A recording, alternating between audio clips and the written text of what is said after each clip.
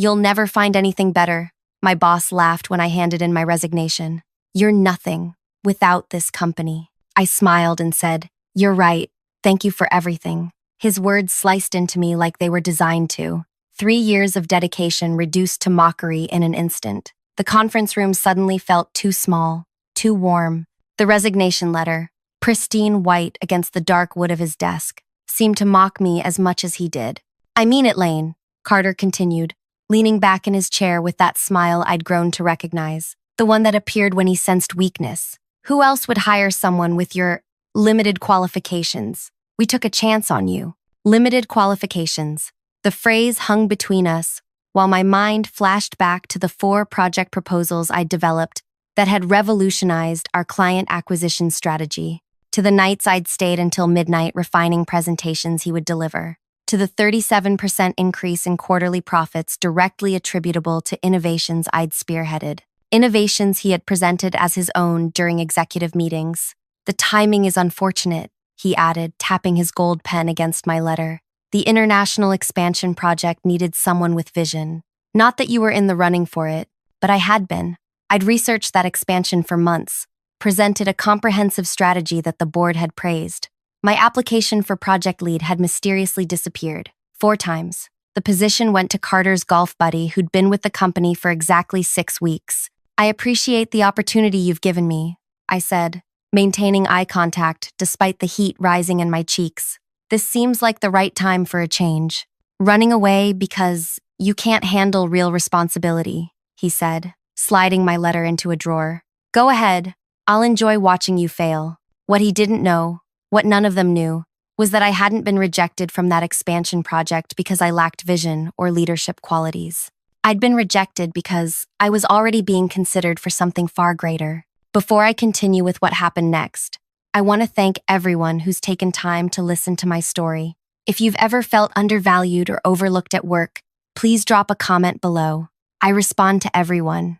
And if you want more stories about workplace justice, hit subscribe so you don't miss future uploads. Okay, now back to what happened with Carter. My name is Lane Nakamura, and until 3 months ago, I was a strategy developer at what everyone considered the top firm in our industry. I graduated from a state university with honors, but no prestigious connections. I worked twice as hard as my colleagues, with Ivy League backgrounds and family networks.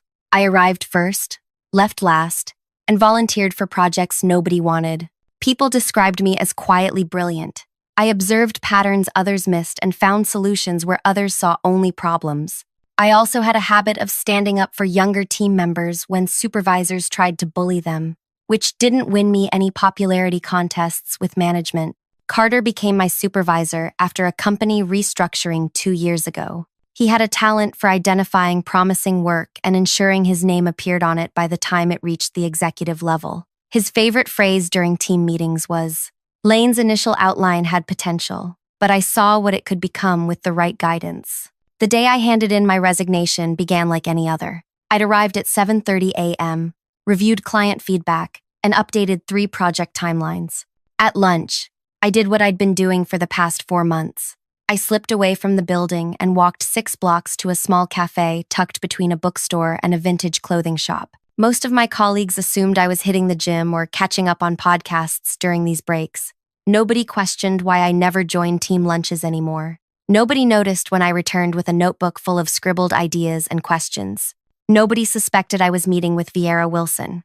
Vieira wasn't just anyone in our industry. She was the pioneer who had transformed the entire field 15 years ago, before mysteriously stepping back from public life. Rumors about her retirement had circulated for years. Health problems, a family crisis, a secret government project. The truth was both simpler and more complex. Our first meeting had been accidental. I'd attended a small industry workshop that most professionals considered too theoretical to be practical. The session ran long, and I found myself alone with the presenter, asking questions that apparently nobody had posed before. The presenter later introduced me to Vieira, who had been observing from the back row. You see connections others miss, she told me that day, studying me with intense focus. It's rare. That initial conversation led to another, then another. For 4 months, we met during my lunch breaks, discussing innovations and possibilities. I never mentioned my workplace struggles. I focused on solutions, creative approaches, and industry growth potential. She tested me with increasingly complex challenges that required fresh thinking. Sometimes I succeeded brilliantly. Sometimes I failed just as spectacularly. But I always learned. What I didn't realize during those early meetings was that Vieira hadn't actually retired. She had stepped back to identify the right person to implement her vision for the next evolution in our field. She was interviewing candidates, but not in any conventional way. "I've been watching how different minds approach problems," she explained during our 15th meeting. "Most people stick to established pathways. You create new ones." 2 days before I resigned, Vieira made her offer. "I'm assembling a small team," she said, stirring her tea. "The board has approved extraordinary funding based solely on my recommendations. I want you to lead implementation." The position came with triple my current salary, substantial equity, and the chance to direct the most ambitious project our industry had seen in a decade. It also required complete confidentiality until the public announcement. "Why me?" I asked, genuine curiosity overriding my excitement. Vieira's answer changed everything. "Because when systems fail people, you don't just complain, you build better ones." The day after my resignation, Carter sent me an email. "When you fail out there, don't come crawling back." I didn't respond. Instead, I spent the next 3 weeks training my replacement, who deserved better mentorship than she would receive, and tying up loose ends on my projects. My colleagues whispered about my foolishness for leaving without another job lined up. I let them believe what they wanted. I cleaned out my desk on a Friday afternoon while most people had already left for the weekend. As I carried my small box of personal items through the empty hallways, I wondered if I was making the right choice. Was I abandoning a difficult but secure position for something that might collapse before it began? The doubt lasted exactly 17 seconds. Monday morning, I walked into Vieira's newly established headquarters, where a team of 12 innovators awaited direction. By that evening, we had mapped out the framework for a revolutionary approach that would either transform our industry or fail spectacularly. 3 weeks after my departure, the announcement hit every major industry publication simultaneously. The headline alone made my phone explode with notifications. "Industry revolutionary returns with groundbreaking venture. Names unknown talent as Chief Implementation Officer." The photo showed me standing beside Vieira Wilson. According to my friend who still worked at my former company, Carter was hosting the quarterly board meeting when the news broke. A board member reportedly interrupted him mid-presentation by sliding their tablet toward him with the announcement displayed. His face went completely white. He stammered through the rest of his presentation, which, ironically, included several concepts I had developed that he'd previously dismissed as impractical and too ambitious. That same afternoon, his name appeared in my inbox with a connection request and a message. "Congratulations on your exciting new role. Perhaps we could discuss potential collaboration opportunities." I didn't respond. Not yet. The first 6 weeks at Vieira's company were both exhilarating and terrifying. We worked 14-hour days in a converted warehouse space, the windows letting in natural light while we reimagined what our industry could become. For the first time in my professional life, my ideas weren't just heard. They were challenged, refined, and implemented. "You need to present this to the board yourself," Vieira told me when we prepared for our initial investor meeting. "They need to see the mind behind the concept." "Wouldn't it be better coming from you?" I asked, thinking of all the times my voice had been replaced by Carter's. "They trust your reputation." Vieira's expression hardened. "Is that what you learned at your previous company? To hide your light?" The question hit harder than she could know. I'd become so accustomed to having my contributions diminished that I'd started to expect it. Something inside me shifted that day. I spent the weekend rewriting the presentation, infusing it with my voice, my vision. When I finished presenting to the board, there was a moment of silence before the chairperson leaned forward. "This approach is unlike anything we've considered. The risk is substantial." My heart sank, but before I could respond, she continued, "So is the potential reward. You have our full support." That night, Vieira and I celebrated with the team. As everyone chatted around us, she said quietly, "Your former boss has reached out to me 3 times, trying to arrange a meeting." My stomach tightened. What does he want? What people like him always want: to be associated with success they didn't help create. She studied me. He doesn't know you're the architect behind our central innovation, does he?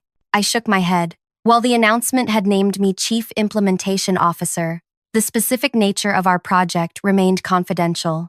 Only those directly involved understood that the revolutionary approach we were developing had emerged largely from concepts I'd been refining for years. Ideas Carter had repeatedly shot down as unrealistic. He will find out, Vieira warned. Be prepared. She was right. 8 weeks into the project, we selected 10 companies for our pilot program.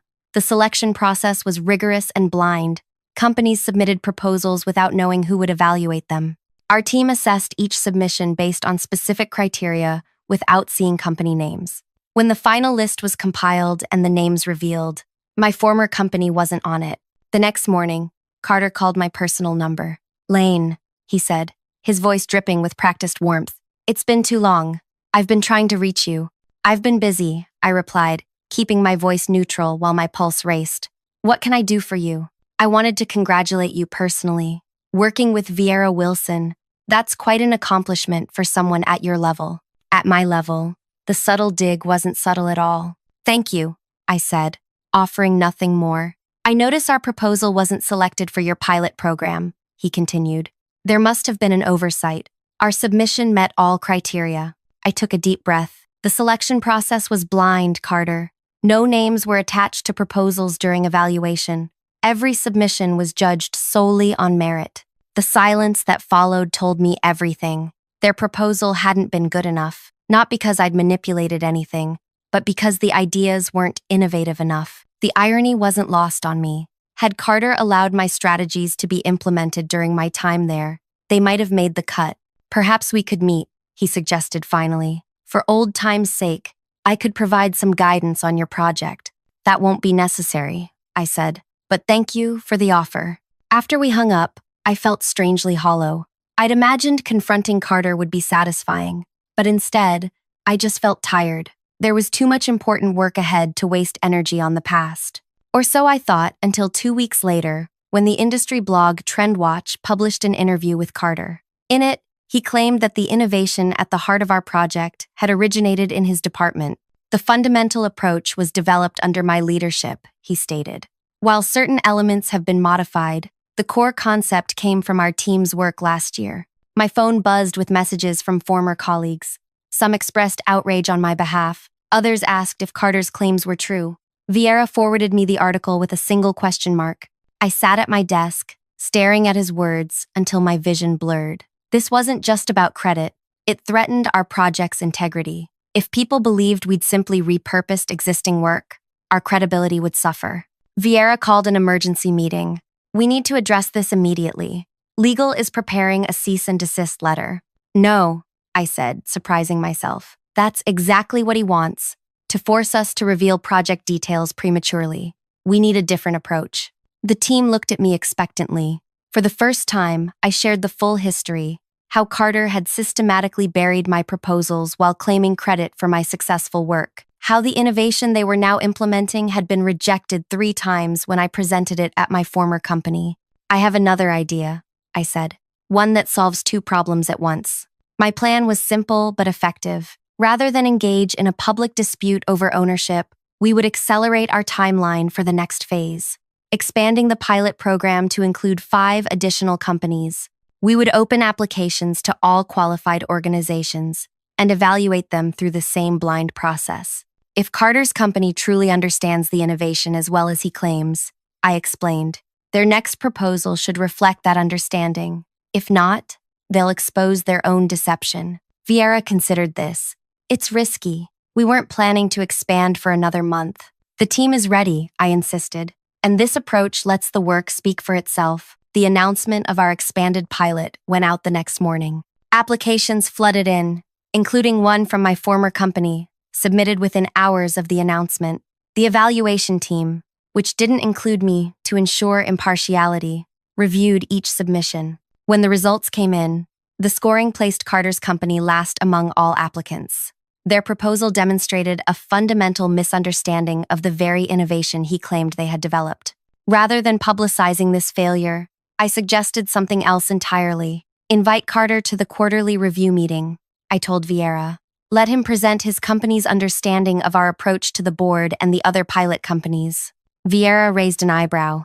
That's either brilliant or cruel. It's transparent, I countered. If he truly believes they originated these concepts, he should be able to articulate them. The invitation went out with language Carter couldn't refuse without losing face. An opportunity to share insights as a thought leader at a gathering of industry innovators. He accepted immediately. The quarterly review was scheduled at our headquarters, with representatives from all 15 pilot companies. Carter arrived early, dressed impeccably, as always. When he saw me, he grabbed my arm, pulling me aside.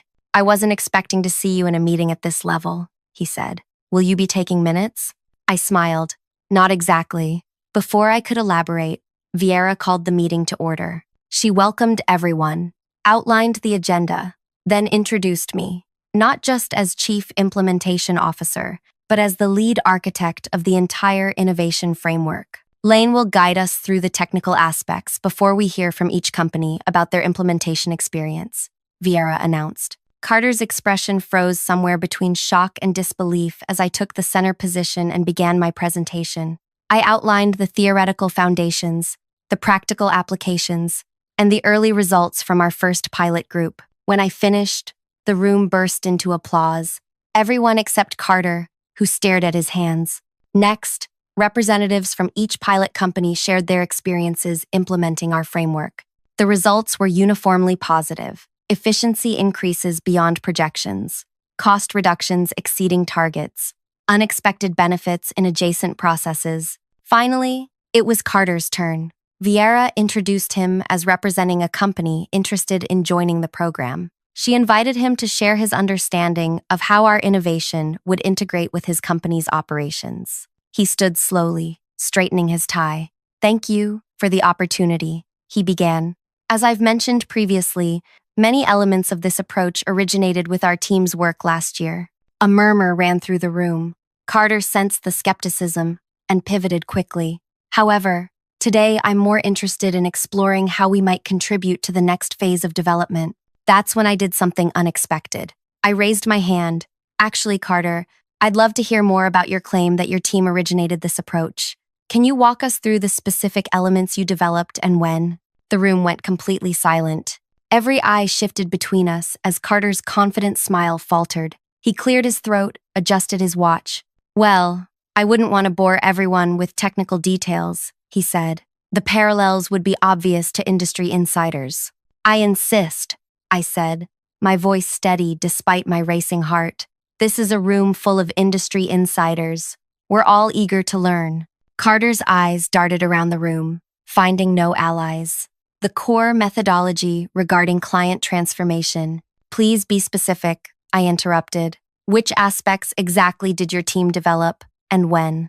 The panic in his eyes was unmistakable now. He fumbled through vague statements about innovative approaches and forward-thinking strategies while avoiding any concrete claims. With each evasion, his credibility visibly diminished. Then Vieira stepped in with the moment that changed everything. While Carter collects his thoughts, I'd like to share something with the group. She clicked a remote, and the screen behind her lit up with a slide containing a simple timeline. This shows the evolution of our approach, including dated records of every concept development session, test implementation, and revision. The timeline showed my contributions dating back 2 years, with documentation that could only have come from one source. My heart nearly stopped when I realized what I was seeing. As some of you might know, Vieira continued, before approaching Lane, I conducted research into multiple companies in our sector. Part of that process involved speaking with board members, including those at Lane's former employer. The revelation hit me like a physical blow. Vieira hadn't randomly encountered me at that workshop. She'd been watching me for over a year. Board member Wu was particularly impressed by proposals repeatedly submitted by a strategy developer, but never implemented. Vieira continued. He provided copies of these proposals as examples of untapped potential within the organization. On screen appeared copies of my rejected proposals, complete with Carter's dismissive comments in the margins. Comments like, too ambitious for someone at your level, and this shows fundamental misunderstanding of market forces. The same concepts now forming the backbone of our revolutionary approach. Carter's face drained of color. Those documents were internal. Indeed they were, Vieira agreed, which makes your public claim to have originated them particularly problematic, both ethically and legally. The meeting concluded shortly after. Carter left without speaking to anyone, his rushed departure leaving a vacuum of awkward silence. As other attendees gathered their materials, Vieira approached me. "I should have told you earlier about my conversation with Wu," she said quietly. "I wanted to see if you'd mention the stolen credit on your own. Why didn't you say anything when he published that interview claiming credit?" "Because how you handled it would tell me everything I needed to know about your leadership potential," she replied. "You chose transparency over retaliation. That confirmed I'd made the right choice." Later that evening, as I sat alone in my apartment processing everything, my phone lit up with a message from Morgan, my former desk mate, who still worked under Carter. "You won't believe what happened. Emergency all-hands meeting. Board member Wu was there. Carter's been placed on administrative leave pending investigation into misrepresentation of company achievements and suppression of innovation. Wu mentioned your name 4 times." I stared at the message, unsure how to feel. This wasn't the revenge I'd imagined. It was something more complex. The following weeks brought an unexpected twist. Rather than fading into obscurity, Carter emerged at a rival firm with a dramatically different story. He began describing himself as the discoverer of overlooked talent and claiming he'd intentionally pushed me to leave so I could flourish elsewhere. "Sometimes the greatest leadership is knowing when to let someone go," he said in a business podcast interview. "I recognized Lane's potential required a different environment to fully develop. My first instinct was fury. He was rewriting history to cast himself as the mentor who launched my career. But when the podcast host reached out for my comment, I saw an opportunity for something better than revenge. Carter taught me valuable lessons," I told the host. "He showed me how easily good ideas can be buried in toxic environments. That knowledge shapes how I lead my team today." The host asked if I felt Carter deserved credit for my success. "People who try to claim credit for others' achievements are actually advertising their own insecurity," I replied. "I'm focused on creating environments where everyone's contributions are recognized." That interview changed everything. My inbox filled with messages from people sharing similar experiences. Young professionals asked for guidance navigating difficult workplace dynamics. Industry leaders sought my perspective on fostering innovation. 6 months after my resignation, our approach revolutionized the industry. Companies using our framework reported unprecedented results, creating a waiting list for the next implementation phase. My former company finally qualified as a Tier 3 participant, paying premium pricing for late adoption, and on the approval form authorizing their participation. My signature, alongside Vieira's. The final twist came during an industry awards ceremony where our team received recognition for the year's most transformative innovation. As I concluded my acceptance speech, I spotted a familiar face in the audience, Carter, watching from a side table with an unreadable expression. After the ceremony, he approached me at the reception. "Congratulations," he said, extending his hand. "I always knew you'd go far." I smiled politely. "Thank you. I've been reflecting on our time working together," he continued. "There might have been miscommunications about certain presentations and credit allocation." "Miscommunications," I repeated. "Is that what you call it?" He lowered his voice. "Look, we both know how things work. Everyone steps on a few toes climbing the ladder. That's where you're wrong," I replied. "The best leaders lift others as they rise." "Sweet sentiment," he said with a dismissive smile, "but unrealistic in the real world." "Actually, it's working remarkably well for us." I gestured toward my team, celebrating together across the room. "Our retention rate is 97%. Every team member has implemented at least one major innovation. Nobody feels the need to steal credit because everyone gets recognized for their contributions." His smile faltered. "Your company is the exception, not the rule." For now, I agreed. But we're changing that, one organization at a time. As I turned to leave, he grabbed my arm. "Wait, I need to ask. Was it all planned? Did Vieira approach you while you were still working for me?" I considered lying, just to let him believe he'd been outmaneuvered from the beginning. But the truth was more powerful. "No," I said honestly. "I had no idea Vieira was watching. I just kept doing good work despite your efforts to diminish it." The rest happened because good work eventually gets noticed. I rejoined my team, leaving Carter standing alone with his champagne flute and his regrets. 1 year after my resignation, I received an email from Wu, the board member who had preserved my proposals. He was now chairing an industry ethics committee and invited me to speak about creating environments where innovation flourishes. Your former company has undergone significant cultural changes, he wrote. Carter's replacement has implemented a transparent attribution system ensuring all contributors receive recognition. They credit your departure as the catalyst for this transformation. That night, I finally responded to Carter's original connection request, the one he'd sent the day the announcement of my new role went public. Thank you for everything, I wrote. You were right. I was nothing without your company. It pushed me to find somewhere I could be everything. Sometimes the best revenge isn't getting even. It's creating a world where others won't suffer as you did. Sometimes winning isn't about destroying your opponent, but transforming the game itself. Thank you for staying with me through this entire story. If it resonated with you, please hit that like button and subscribe for more stories of workplace transformation. I'd love to hear about your experiences in the comments below. Have you ever turned a negative situation into unexpected success? Remember, your next chapter might be your best one yet.